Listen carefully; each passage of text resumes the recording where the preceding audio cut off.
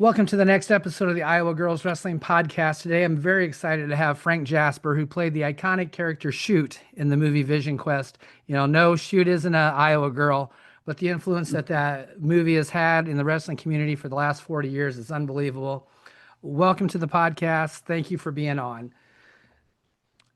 Um, Glad to be here. And, I might not be an Iowa girl, but I think I like Iowa girls. I've seen a lot of great Iowa wrestling, and it's just continuing to build. So I'm happy that you're doing a podcast and sharing things because I think that's the most important thing at this level is everybody to be informed on conceptually what's the latest as far as nutrition, what's the latest as far as wrestling, who's speaking out there, and thanks for having me on. Vision Quest is this is its 40th year 40th anniversary. That was this year, and it's just crazy that it still has such an impact in the wrestling community. Yeah, it is. It's one of my favorite movies, and I think I would have been about a freshman or sophomore when it came out. So it definitely influenced my wrestling a lot. Our first interactions probably came about the time it was on social media. You would always, you've been very active commenting on different pages, different, groups and stuff that I was in. And we watched Vision Quest, my girls wrestling team, Ridgeview Girls Wrestling, for Christmas as a team.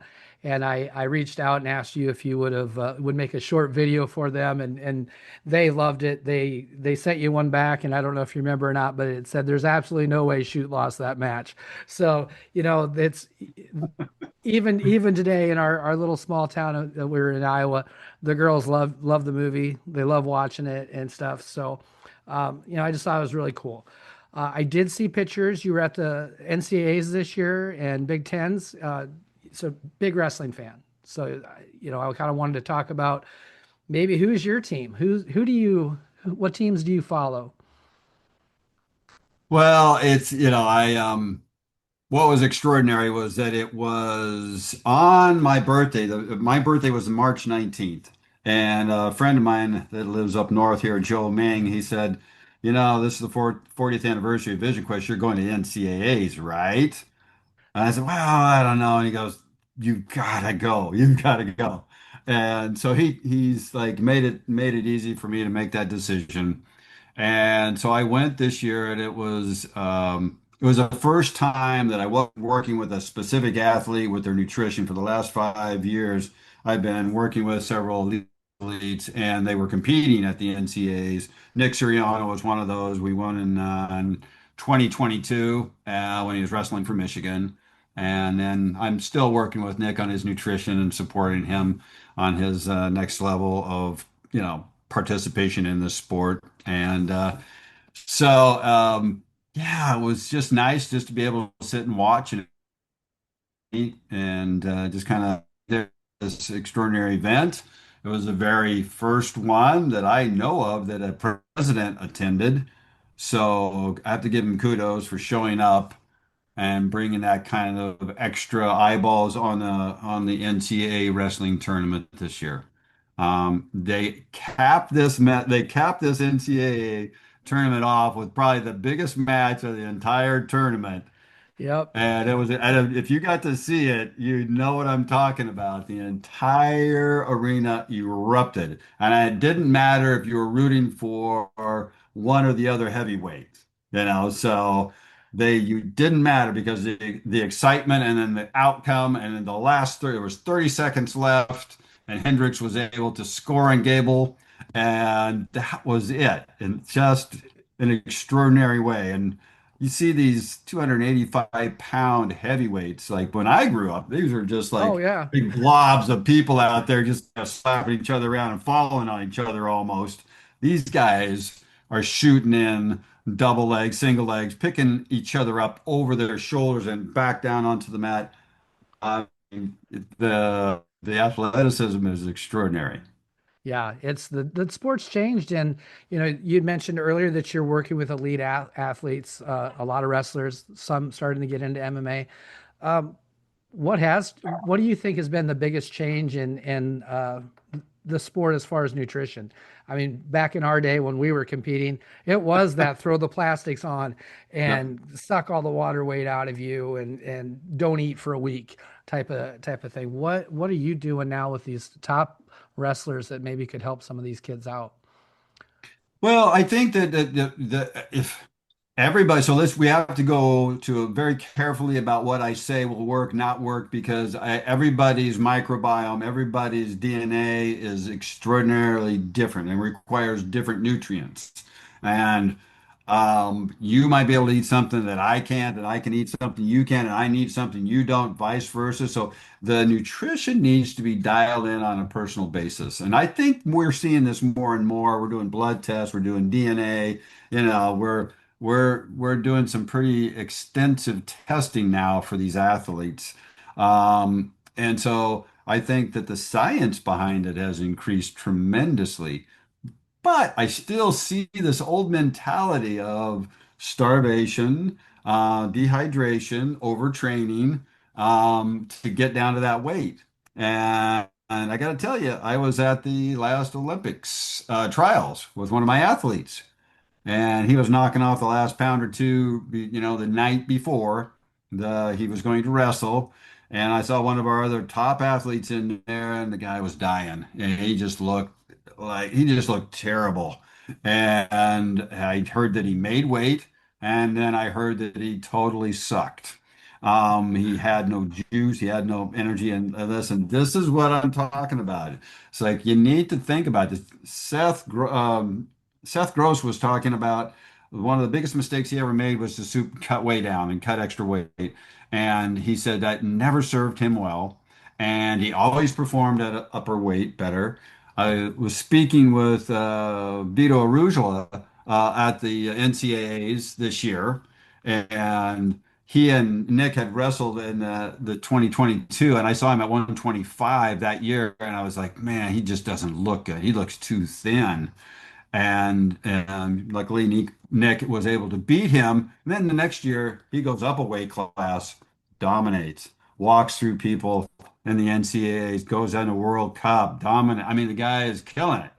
And that's part of the thing is that he went up that extra weight class and decided to like, yeah, I'm just gonna train at this weight and dominate at this weight and trust, this is the best weight for me to perform at.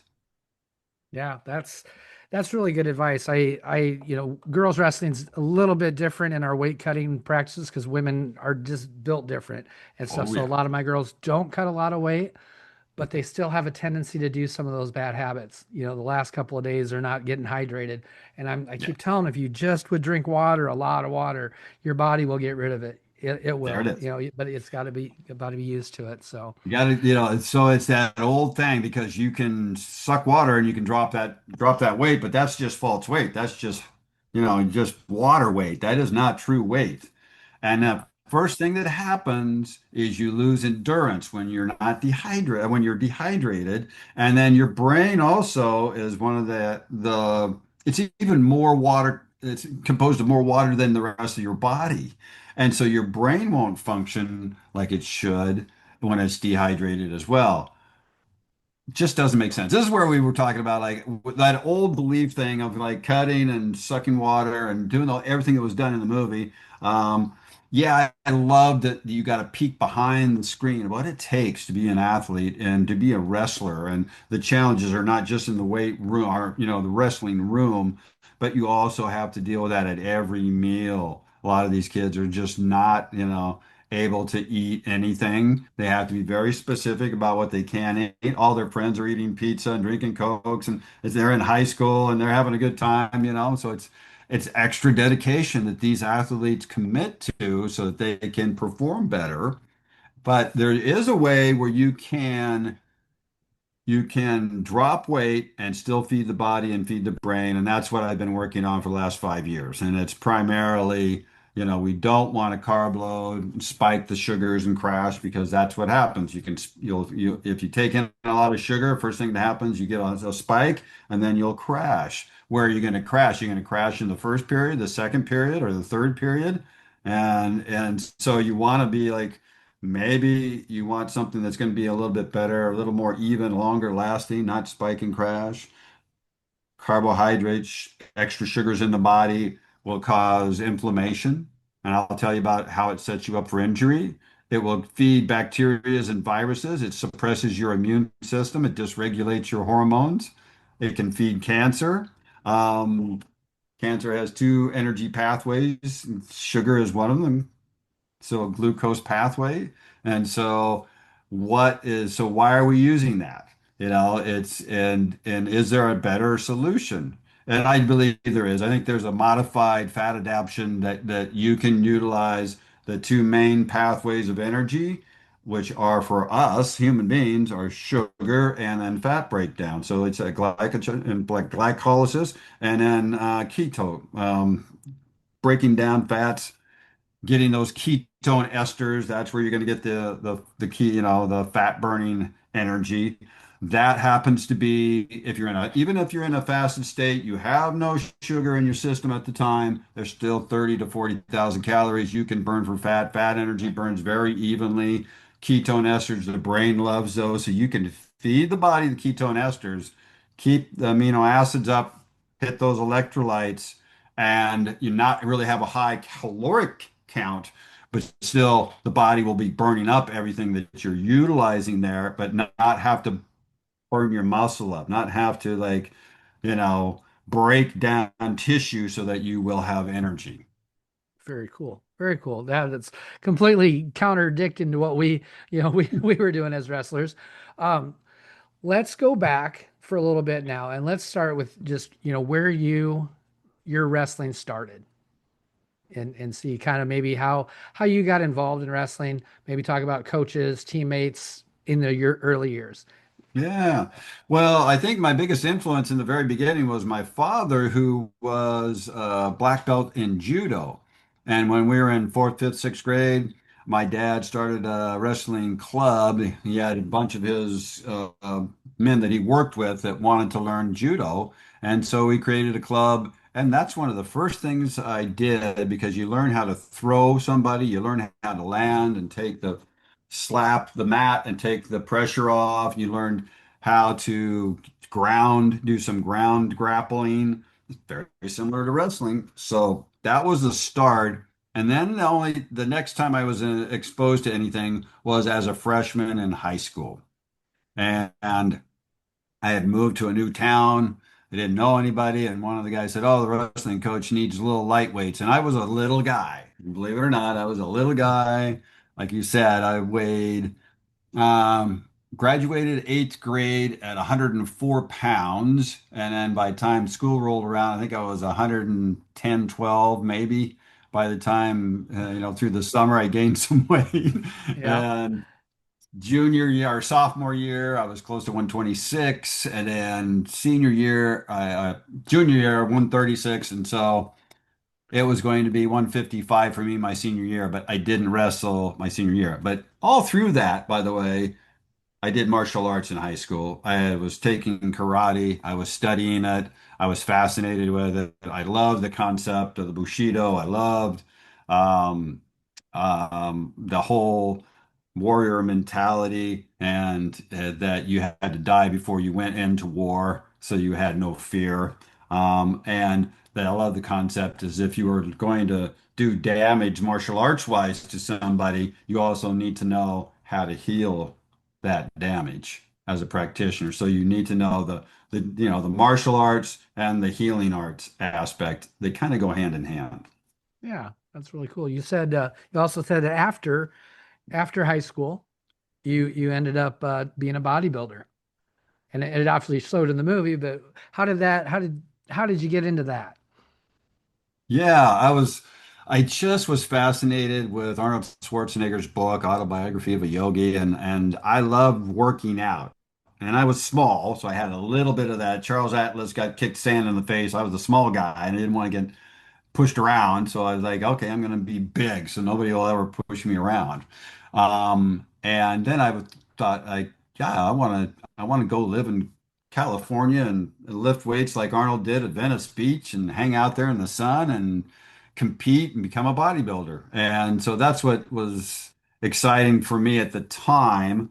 And you know, I can't remember if this is in the recording or not, but I ended up leaving North Idaho College, going to the Tri-Cities and working as an iron worker for 4 years. The last 6 months, 8 months that I was there, I ended up wrestling with the Pasco college wrestling team. I had one of my brother who was 2 years younger than me was wrestling for the school, and he was at wrestling at 192, and it was such a small school they didn't have anybody his weight, and we were on a kind of a layoff time at the nuclear reactors. I was as an iron worker on the nuclear reactor sites there, and they had shut them down for the time being.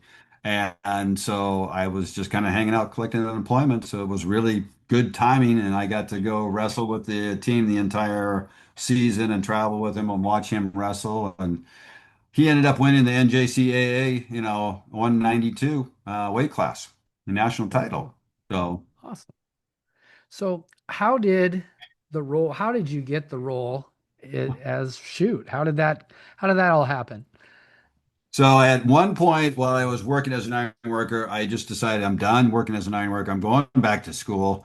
And 3 days later, I'm signed up at Eastern Washington classes, and I applied to this athletic training program because I thought, oh, this is great. I want to work with athletes. I love bodybuilding. I love anatomy, physiology, nutrition. I'm just going to go apply it to other athletes. And so I got in the program, and as a student trainer, you have to be with certain teams each semester, and you do different teams, different semesters. Well, I just happened to be with the wrestling team that semester, and this is when they started to get ready to film the movie Vision Quest.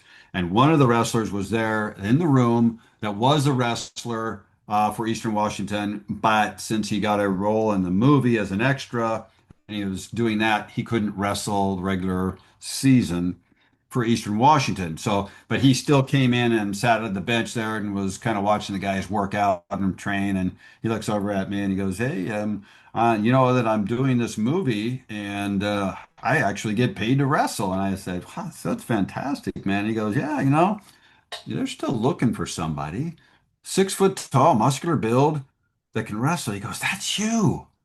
You got to go talk to this casting director. She's great." And I was like, nah, I just wasn't interested. But he finally convinced me that she was super nice and this was really kind of a cool thing to do. And I finally just said, okay, I will go see, and maybe I'll get a role in this movie as an extra. That's what I thought. I'll be in the background. I get to see how a movie gets made. I get paid. So I'm happy. Yeah. Walk into the audition, and it's a small little, just a little over 5'2", kind of, sweet looking old lady. And she goes, "Great, here." And she hands me the sides. She goes, "Read over the sides and then we'll go through your lines." And I was like, "Oh, okay, this guy has lines. All right." I had no idea. I probably wouldn't have done it, because I had no background whatsoever. Read with her. And I made a mistake on one of the lines. It's something very new for me. It's like, so when I get nervous, sometimes I laugh. And so I laughed, and she stopped and she looked at me and she goes, "We're looking for intensity here. If you make a mistake, just continue on as if nothing happens. Got it?" I'm like, "Oh, okay." Uh-huh. So we read the lines again. I didn't make a mistake. She calls up Harold. We're in a hotel is where their offices were for the shooting. She goes, "Harold wants to see you." Harold Becker is the director of the film. So we walk over now, go into his room, his office. He looks at me, kind of looks me up and down, and he goes, "Okay, you know the lines now." And he takes the sides out of my hands. Now I know there's not like these big monologues, but I have cues, and he says stuff, and I just memorize what I had to do or try to memorize. I had no idea what I was doing at that point. And he says, "Okay, we'll read the scenes." And we read the scene. I don't know how I remembered it. I have no idea what happened when we got out of the room. I still am kind of a blank. I have no idea what happened, but apparently I was able to do the scene. Um, and so the casting director goes, "Okay, he really likes you, but you got to, show him that you can wrestle. We got to make sure this is, you can do the role we need. So you got to show up and go And so I had this guy named Cash Stone was running the wrestling practices for the movie. And he was a wrestling coach for probably 40 years in Meade, Washington, right there in Spokane, Washington. So everybody knows who this guy is.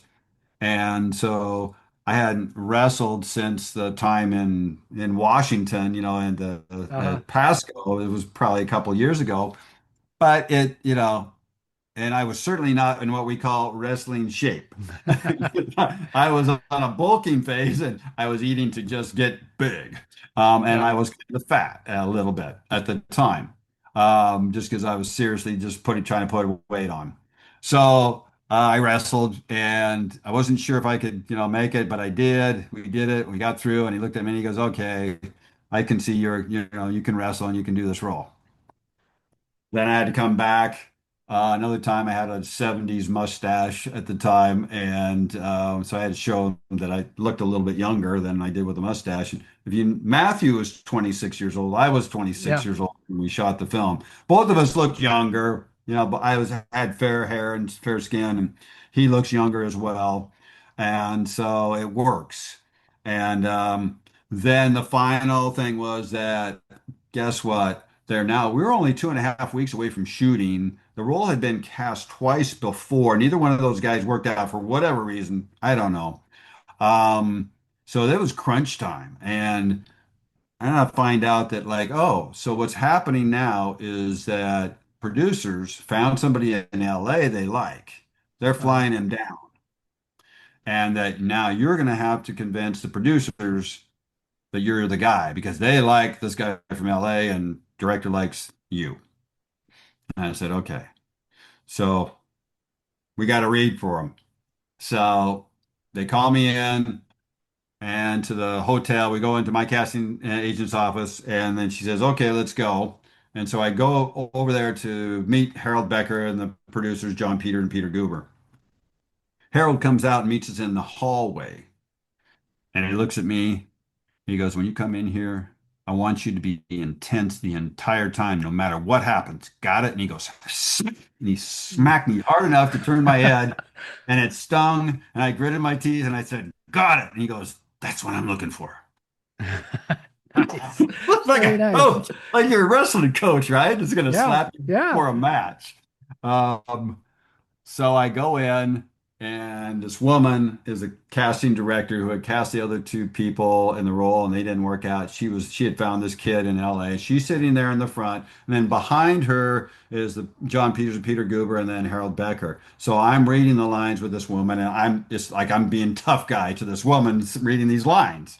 Uh-huh. And every time I finish and I go walk in, we walk out, and I said to my casting director, did I look ridiculous? I mean, what was up? She goes, no, why? I said, every time I did a line, the casting director would just kind of go, like, would roll her eyes or just like shake her head.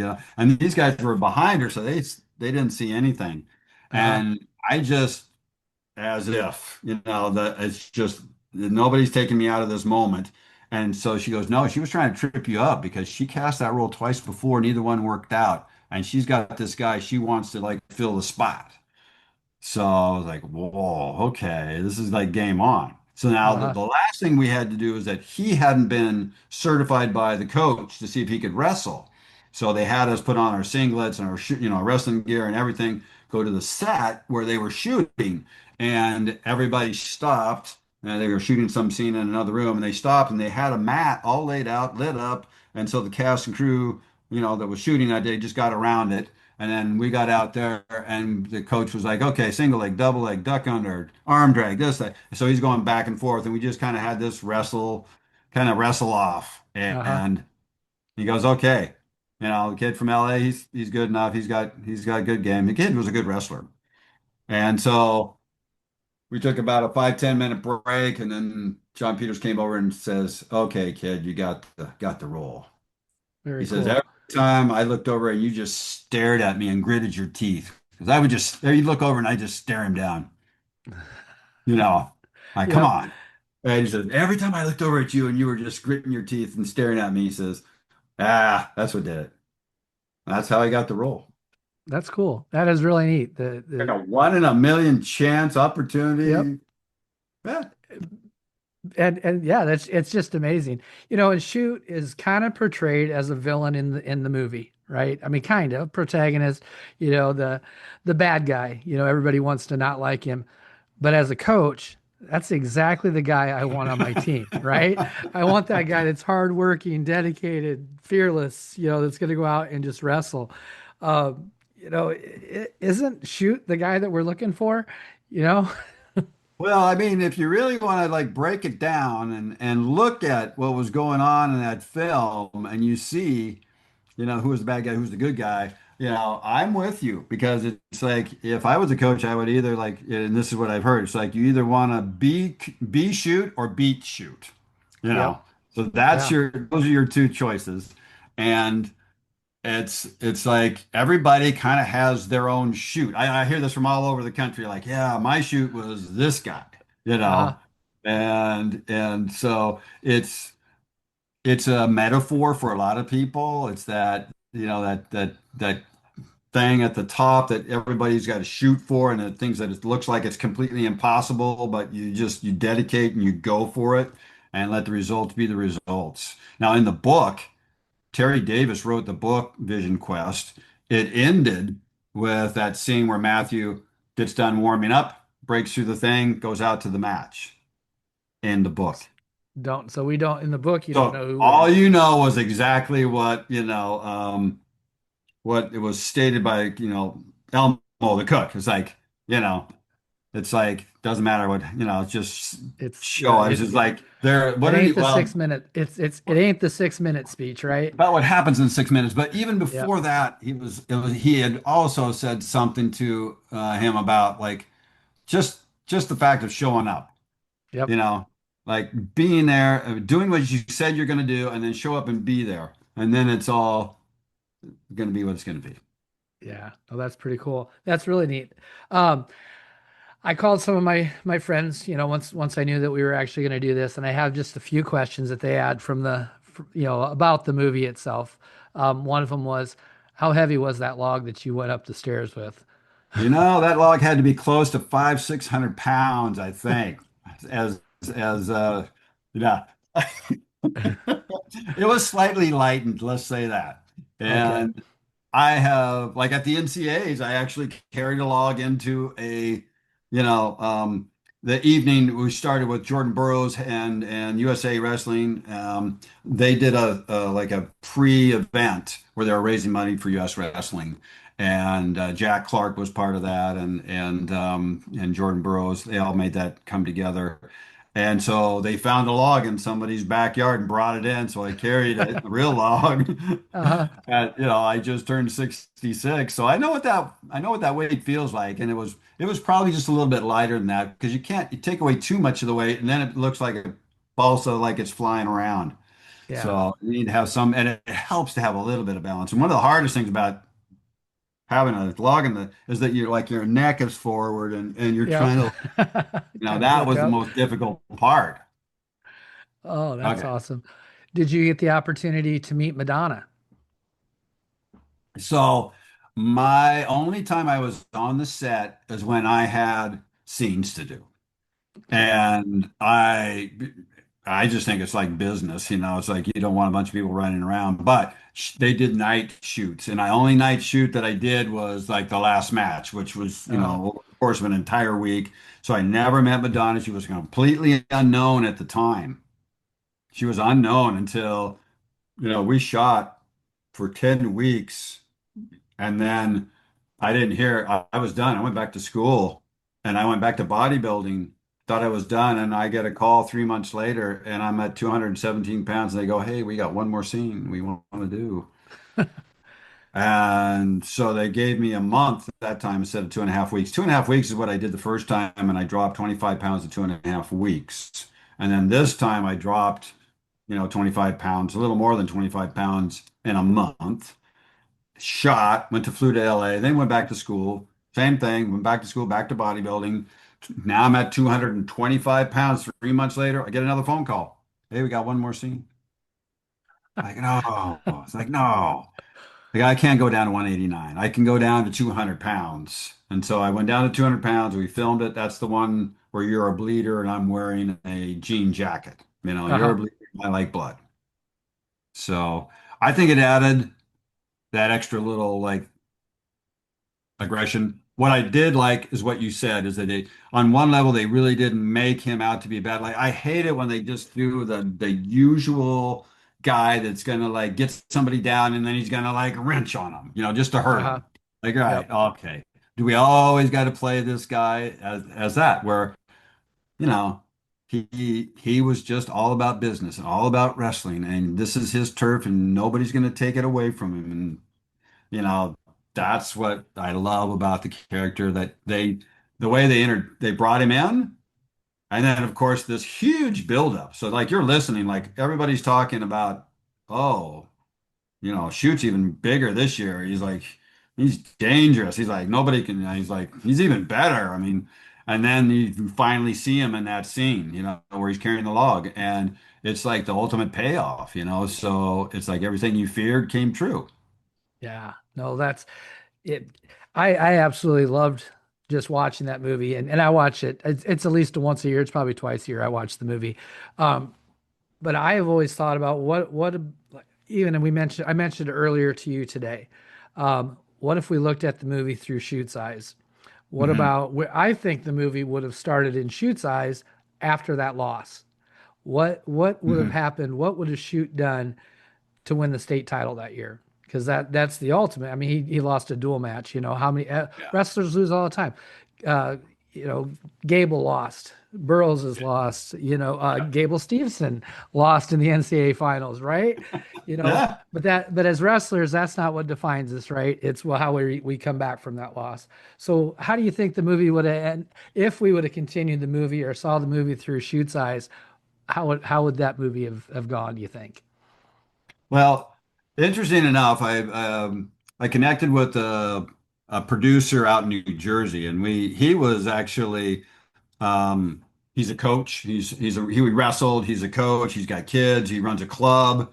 All of that, and he's a producer. And so he's got all those aspects he understands, and he loves Vision Quest. And so what he wanted to do was just do a Vision Quest 2, but writer strike hit and it kind of like disappeared. And then when he and I met about 4 or 5 years ago, we talked about what would be the best way to present this particular concept and we got like, well, Cobra Kai did a really good job, and wouldn't it be interesting to like what happened 30 Yep. years later, and then you do all those flashbacks and you see like, and so we wrote a series, and we got a beautiful pilot written, and we've got the Bible, and we've got great character development, and it's part of what we do is we talk about how could Shoot actually have lost this match? What happened to him right before he got to the match? And Uh-huh. so we cover that in this series. And we go back and we show kind of where he progressed and where he is now, where Matthew is now, where Carla is now, and a couple of the other character actors in this. And yeah, the series has been well received, and we're in the process of still trying to find the right person that we need to connect with at Warner Brothers that we can have a conversation with to get the IP, Oh wow. because See, that's what that we would need. We be need I intellectual property. I really think that that would be I love Cobra Kai. I like going back and watching those. That's a fantastic. I think that'd be a great way to do it. I really hope that happens. That would be a really cool thing to watch. All wrestlers, because I think people in my age group that were in high school and college when that movie came out would absolutely love it. But then every wrestler from there on, if you see that story develop on the other side, or you see all the story develop, I think it'd be great. I think that's a fantastic thing. I really hope that happens.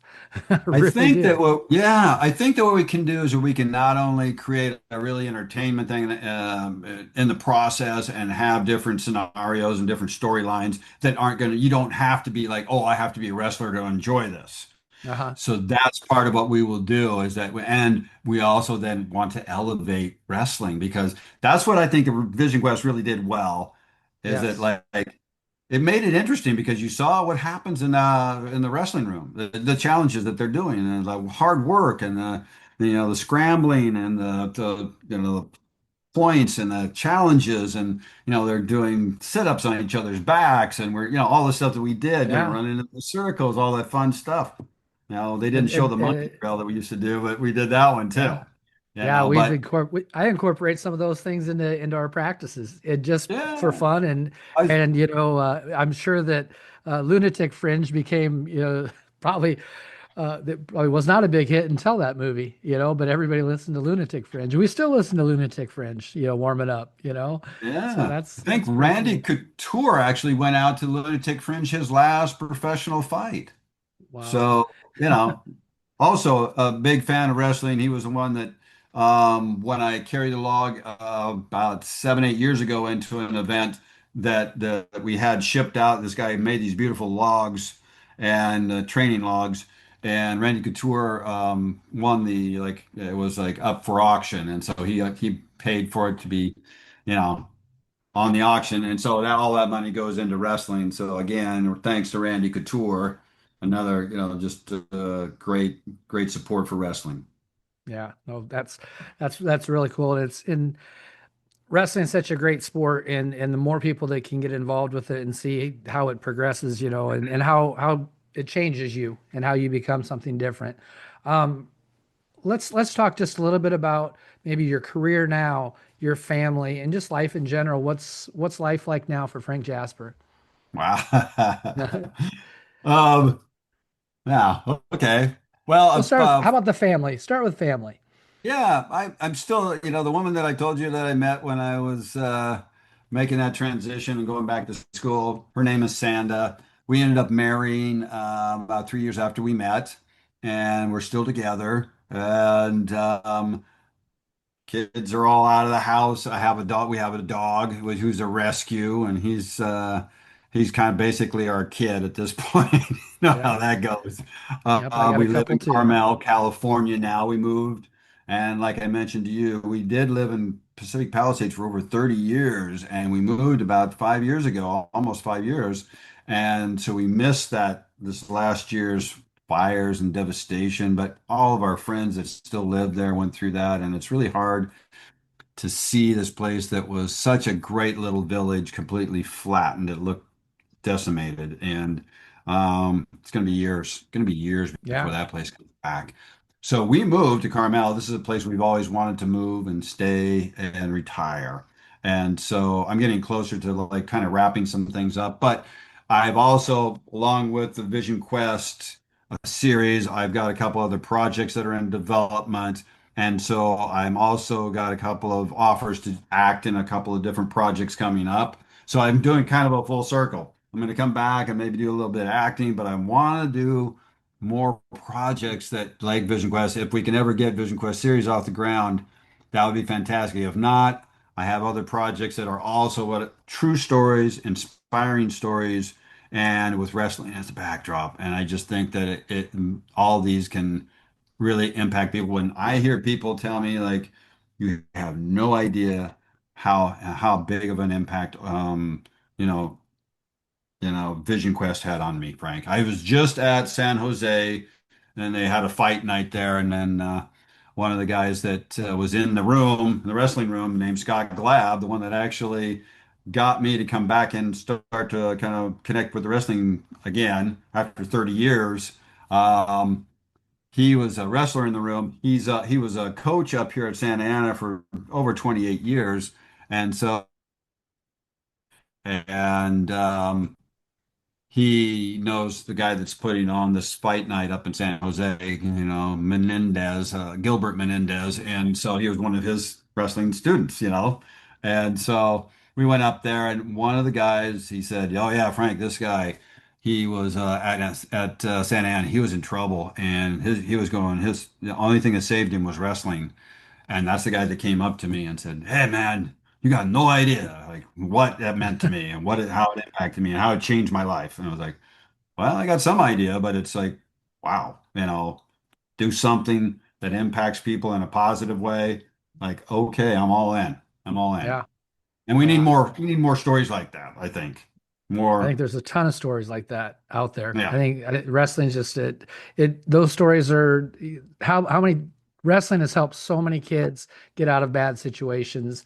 That whole, you know, being able to pull yourself up, the individual part of that sport is such an important thing, but I think even the team aspect of that sport is even better because I think we find out how to work within ours, work for ourselves to build that team. It's not like a ball sport where, well, you can blame somebody for dropping the ball, right? We're out there on our own, but then we also have responsibilities for our team, right? We try our best. Maybe it's not getting pinned, in that match Yeah, saves us team points. Or exactly. we work to get the fall maybe when we could have just skated with the Held decision. on, you just held on, and Yep, yeah, but yep, no, you yeah. get that So extra, yeah, like, no, oh, there's a couple extra points. yeah. Wrestling has such an impact on people afterwards, and now being a coach, I see it even more than when I was in the sport. Um, Dan Gable said it best. Is like after wrestling, everything else is easy, and it doesn't yep, mean that it isn't difficult. It just means like compared to wrestling, yep. he's going to be able to handle this because he did wrestling. Yeah. And I need to mention, of course, shuteshirts.com because Okay.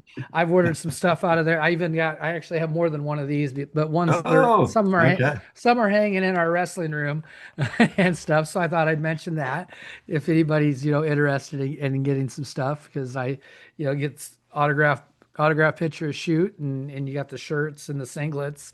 And do you got the Letterman jackets still? No.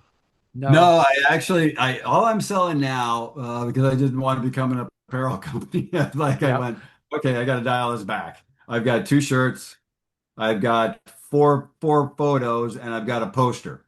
Gotcha. And I've got what's called a 40th anniversary poster that I did, and I had this illustrator draw it up. It's all hand drawn from photographs from the movie, Nice. um, and I'll show you what it looks like. See that? So it's got that kind Oh, of wow. yeah. I'll bring it That's in. really cool. This No, is that's one that really cool. didn't sign well, so I've got to throw it away. But it's like, hey, here it is. No, that's Yeah. pretty cool. Well, we'll have to get some of those ordered. It was like, yeah, I've just you asked me kind of what I've been doing lately too. I just went to my first Comic-Con out in New Jersey at a place called the Chiller Theater in Parsippany, New Jersey, and got to be there with other actors and just sign and do photos, and that was a lot of fun. And I'll be going back out to that event in October 24th through the 26th, and I'll be yeah, I better not say yet because we're not mentioning this yet, but Gotcha. we'll run into your Iowa wrestling lady from the University of Iowa at an event I'll be in South Carolina on the 15th. Very cool. Very cool. It's amazing how, like, just a chance conversation with a guy, has changed everything a lot of things in your life. Not everything in your life, but a lot of things. You never know what that one thing is going to be, do you? No. Just And you no. just, listen, what was it? It was like, I'm going to be a bodybuilder. I said to the world, and I made the statement, I'm going to be a bodybuilder. And I committed to that. I was like 3 days on, 1 day off for over 3 years straight. I had trained before, but not as consistently. And while I was at Eastern Washington, I locked in and just said, this is all I'm about. Didn't go to parties, didn't drink, just got my studies done, went and worked out, went home, went to bed. I did that for up until the time that I did the audition. And so what was that all about was that I was preparing myself because I pushed myself so hard that at times I couldn't even hardly stand after a workout. And so it just happened to be that what I was really pushing myself for was this role in this movie. So Uh, had I not been pushing myself and committed to this, and I think that's what happens, at least I see it this way, is that you just decide what you're passionate about and then you just go down that road. And then there'll be a point at which there might be another choice. And then you have to make a decision at that point. Is this the way I want to continue, or does this feel like a bigger passion for me or the right move for me to make at this point? Not out of fear, it's all out about joy and passion. Follow your passion is all I want to say. And so what uh, happened there was, oh, I'm going to do this movie, but it took me how many times before I gave up the bodybuilding? They took it 3 times So that's how stubborn I am. Like, no, but the universe said, no, and then the movie came out, and then I came to LA to have this experience, to what Vision Quest opened the door for me. And so it's been one of the most incredible things of my life is to go through this whole journey. And again, you just make your choice and commit to it. Yeah, very cool. I ask some questions at the end of all my podcasts that are just kind of meant for fun, get to know somebody a little bit better. Some are wrestling questions, some are not. But I'll just go ahead and start with these. Do you have a favorite wrestling shoe? Ooh, I'm gonna go with A6, but I don't want to like shun anybody else. I just haven't tried a lot of other wrestling shoes, okay? Okay. Yep. Oh, I'm an A6 guy too Brutus can be myself. a great shoe. Yep. Nike can be a I great shoe. Adidas can be a great shoe. I gotta say, yep. Adidas, one of the number one selling wrestling shoes in the United States.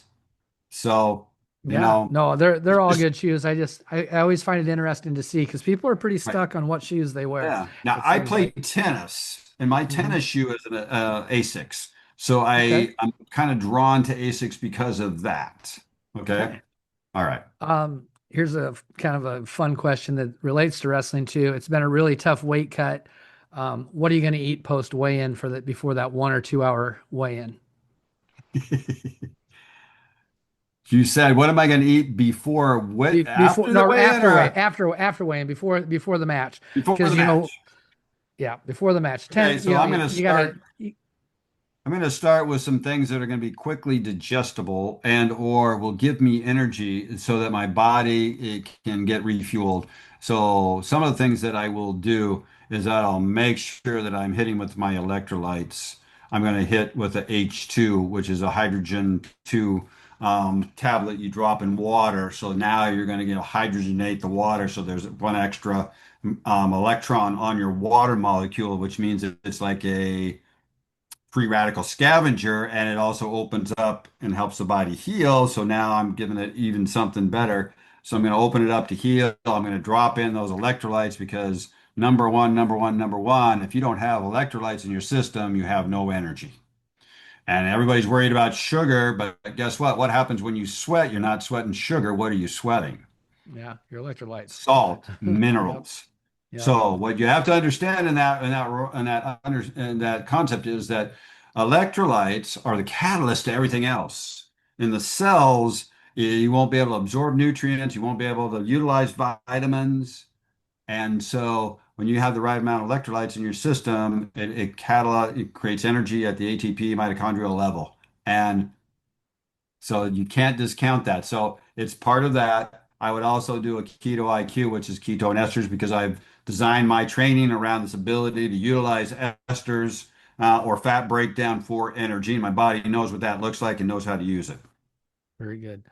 So Maybe as some also wrestler, green tea. I'm going to say a little caffeine, a little green tea in there. Maybe a teaspoon of honey, but it's usually not too much sweet. It's really primary everything else. gotcha. So we all have guilty pleasures, especially us wrestlers. What's your favorite? What's that food that you're gonna that maybe it's a dessert or something. What's the guilty pleasure that you get every once in a while in some food? Yeah, two things. I usually really I cut back on my gluten in general just because it's an inflammatory process, but every now and then a good piece of bread that's really like fresh made, whole ingredients. I will have that with olive oil, sea salt, or balsamic and that, and I won't shy away from it. The other thing would be because when I grew up when we finished our meal and our meal time seemed to be very stressful for some reason. Yeah. And we put everything away, we would all get these bowls of ice cream and sit in front of the TV with the lights off, Uh-huh. watching like we're in a movie theater eating our ice cream. So ice cream's been like this thing for my soul. Like if I'm Yep. stressed out, it's ice cream, baby. I So I am an ice cream person myself too. I love ice cream. That's the one thing I could probably never give up. But yeah, I mhm. gotta have my ice cream.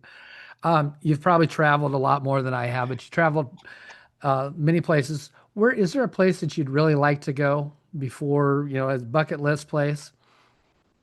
Mm. You know, Is there one place? No, is there lots of places? Yes, and even in the United States, there's lots of places I would love to go to. I haven't been to a lot of I haven't even been to the Grand Canyon. It's not Oh, that really? far away. Um, and then just all of our beautiful, parks. I've been to a few of them, but I mean, I haven't been to Zion and all that hiking and all that. I've been to Sedona. I've been to a few other places. Been to Vortex. I would love to go to Machu Picchu. I think that place would be pretty interesting to feel the vibe of that. That's some cool ideas there. I like them. Um, we're gonna put you in a wrestling match now. It's second period. The other person has deferred. When we were wrestling, we didn't have that choice, I don't believe. Now they do. Right. So, but you have to make the choice. Second period. What position are you taking? What's the score? Well, see now, let's say it's pretty even.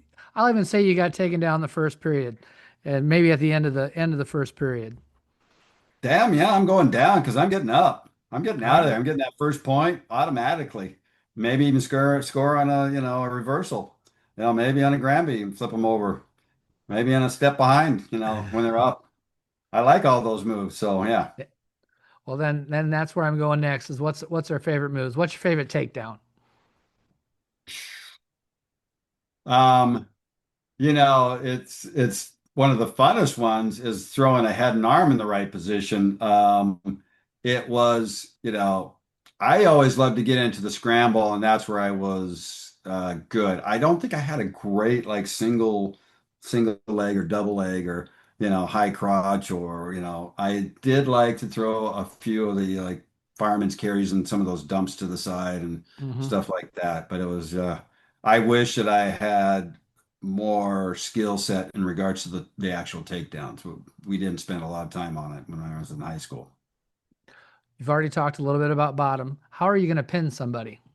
What's your favorite pinning combinations? Well, it's like one of the funnest ones, I think, and that's probably a lost art at this point, as when you break somebody down and you're gonna get an arm back, swing around, come under the armpit of the other arm and grab a hold of that wrist. We used to call, what do we call it? It was shoot, what was the name of that? Oh, I just lost it. But it was like, you're on top, and then as you get their arm pinned on their back, you come back Uh-huh. around on your arm, Oh, grab it, like and you come, I know exactly what you're talking about. I've lost it now too. yeah, Um, kind of that's what pull them up happened. into your lap and Put them on their back, and you just like, yes, you've got their arm, and their arm is behind their back, and you yep, got their neck, and it's like, yep. I know I, exactly what you're talking I, about. I just can't think of it off the top of my head either. I hadn't wrestled in probably like 15, 20 years, and I went and worked out with the pass or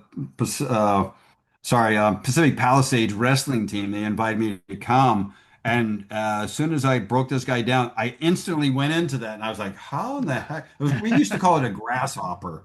Did you guys Oh, call it a nice. grasshopper? I don't think we called it Because the that. arm kind of comes up like this on the Yep. side here. If he's trying to post this, and you slip your hand under Uh-huh. there, and you get him. It's pretty much a pin now. You can double up the legs too if he's got such strong neck. And it's like there's nobody's going to be able to like get out of that. A lot of times I'll ask the girls like their favorite Disney movie. Do you like Disney movies at all? The cartoons? Um, you know, do I watch very many Disney movies? No. Did I see what's the one Mulan was Yeah, actually well done in animation form. And gotcha. No, I've anything added. martial arts or the yeah, Uh-huh. Asian, I kind of, like. I've been adding this question the last couple of times I've talked to people. Since we talk about Disney movies, is there a Disney character that you'd like to wrestle? I think it's going to have to be Panda, Jack Black There as you go. Poe, because Yes. I think he's probably the most dominant character out there. I mean, he seems to dominate all the martial arts. That would be the other one. It would be that series with the Oh yeah. And they're very well done. Um, is there someone in the sport of wrestling that inspired you? Maybe when you were younger? Uh, yeah. So. when I was just a little freshman and I was looking up to these guys, the guy that was at our 160 pound weight class, um, he was like who I looked up to, and he ended up dating my sister for a while, and he was a very bright guy as well as he had martial arts. He was into karate as well, and I remember one time it was a match, and in high school at 160, sometimes you'll get these what we call fishes, Yeah. and you know, he got a fish. He threw him in a head and arm, and he just kind of like looked over at everybody, smiled, and then dug his little, heels in and just leaned back and slapped the mat. Not because of that only, but because at times he knew exactly where he was in that match with that person. But I was just impressed with him. He was what person that I looked up to.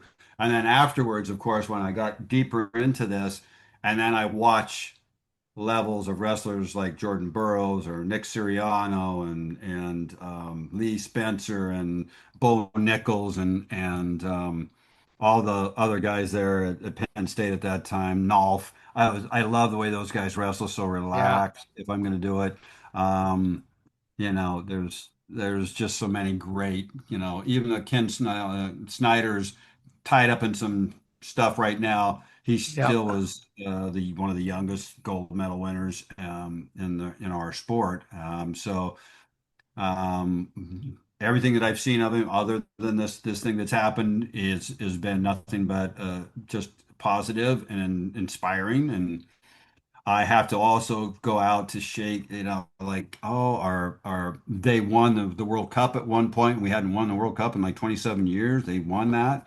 The women have been playing, wrestling really high level at the international level. Yeah. I'm excited. I think we're in what's a golden era for wrestling. I mean, you tell me, Coach. I What think so too. It's so much fun to watch right now. We do so well. Our and the really cool thing about, like you were saying, all these athletes, they're really good people too. Like Jordan Burroughs, when he talks, he's so sincere, and there's good messages coming out of him. And you know they're great people, great athletes, they're great role models. It's a golden era of wrestling right now, I think, and I'm hoping that maybe more people get into this.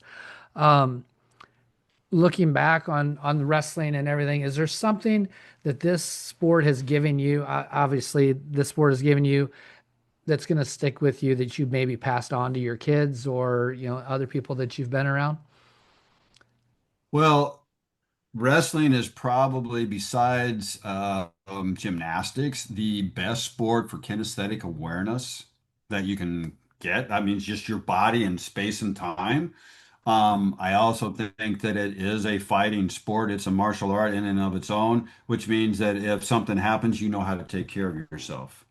And I think even if you never use it, if you just have that in your core, that the kind of people that prey on victims will not be looking at you to be preying on you. So I think, yes, I think it's so important that you know how to protect yourself. I think women should definitely have skill sets that they know how to like take somebody down, hurt them if you need to, get out from under, all those things that you learn in wrestling. And also, wrestling is like, you'll get hit with a club and you'll see stars, but that's the beginning. That's not the end, man. That's just like Yeah. this just starts the match, maybe. Yep. And so, when I'm seeing somebody be able to just handle all that hand fighting, it's basically you're boxing without gloves. I mean, you're getting hit with their head, their elbow, their shoulders, their knees. I mean, I mean, you look at wrestlers' faces and their ears and you go, Yep. that's from the sport, Yeah. because it's demanding at that level. Yes. Last question before I'm going to give you an opportunity maybe for a quick final thought. But the last question, one of the coaches that I know very well, Nick Mitchell, he's Grandview University's coach at NAIA school, but they've won the last 12 national titles. Incredible man. He talks a lot about gratitude in life and being grateful for things in your life. Is there something that you're grateful for every day that fuels your ambitions? I look back at what my parents as a role model set for me. My dad never missed a day of work. My mom was up at like before I got up, she was out the door. She was at school. They had to be there by 8 o'clock in the morning. She would come home at 4:30. And, to see them, my dad did what I became an iron worker. I know what he went through. He did that for 30 years. And that's kind of where I think I developed my, like grinding ability, my dedication, and just like if you're going to do something, it's like, what did I say? It's like follow your passion, do it 100%. Yep. And I usually am one of those guys that would do it 110 to 120%, meaning this is just nature. Like when I learned how to snow ski, everybody else would go up on the hill and they would come in and they'd go to the bathroom and they'd get some water and they'd drink some hot chocolate and hang out in the fire and you couldn't get me off the hill. I didn't want to miss one run. I was there when it opened. My mom would have to bring me a sandwich, and while I was standing in line, I wouldn't even come in to pee. I would just ski into the woods, quick pee, back down on the run, and and then I would be the last one off and the ski hill and just come in down to the van, and I would throw all my stuff in the van, get in there, and I would be crying. I would literally be crying, tears running down my face because my legs hurt so bad. And so if you can push yourself beyond what your body is saying, like, okay, you're done. Okay, you're done. Okay, I think you're done here. It's like if you can push beyond that and develop those different levels of pushing mentally through physical challenges, then I think you can pretty much do anything you want. Man, great stuff. Um, I think you've answered every possible question I could think of for Shoot. Do you have any final thoughts? You've given us a lot of wisdom throughout the day, a lot of things that have been great happening. Great things happen, but you cause those great things to happen just by your focus and by your drive. So it's not like nothing's handed to us, right? But do you have any final thoughts before I hit the stop on the record? Um, Listen, part of why I think that Penn State has done so well is because they bring in a lightness and a flow and some fun. And so you better be having fun. I know it's tough, but I mean, you almost got to laugh at yourself that this is how tough things are. And you're going through it with a group of guys. And that's where the bonding that you had mentioned kind of happens is when you guys go through events, challenges, matches, and overcome them with a group, then you're bonded on that level. And when I talk to people and they're talking about, oh yeah, we're getting together again with the group that won state. It was the first group that ever won state, and it's like this Hmm. has been 40 years, and we still talk to each other. And I was like, be surprised how deep those bonds go. It's almost like being in war. Like that, those bonds where you got to have somebody at your back that you're gonna always going to protect you, and you got to trust. And same thing in wrestling, like kind of like you said, you're like, okay, you're going to go out there, you're going to pin the guy because I'm only going to be able to just beat this guy, or I'm going to be able to not get pinned by this guy. So you've got to come up with the points. I'm going to do my job, you do your job. Yeah, Um, but again, have fun, be kind to yourself, suit up, show up, be the best wrestling partner. Don't just kind of like show up and kind of half-ass wrestle and not really give your partner something to work against. It's like be a good wrestling partner. That's and push. And like this is the thing that I noticed. Like I've been working with Nick Siriano a while, and I didn't see what he did in the wrestling room, but when I talked to his coaches at Michigan, I said, "How's Nick in the room?" He goes, "He's the hardest working kid in that room." And that's the year he won the NCAA, title. And so it's like, yeah, and Nick has a lot of experience. He has a lot of talent, and he also applies himself.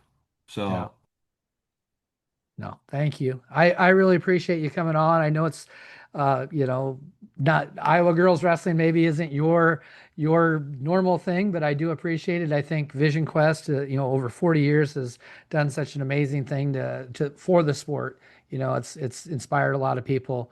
Just the story, and it definitely did with me. So I appreciate you and thank you for just, you know, being who you are.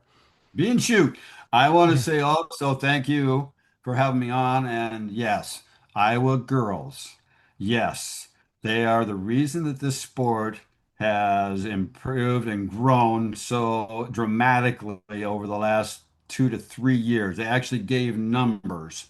And I believe on a certain level, women's wrestling has saved wrestling. Oh yeah. Um, and so I'm absolutely all about supporting women and having them wrestle and having them know how to defend themselves and have the opportunities for them to go to college on scholarships or get NIL, sponsorships and make money and have, do what they love to do. All right. So thank Well, you for thank you. having me. Yep. Thank you. I'm going to go ahead and hit that button and I appreciate you.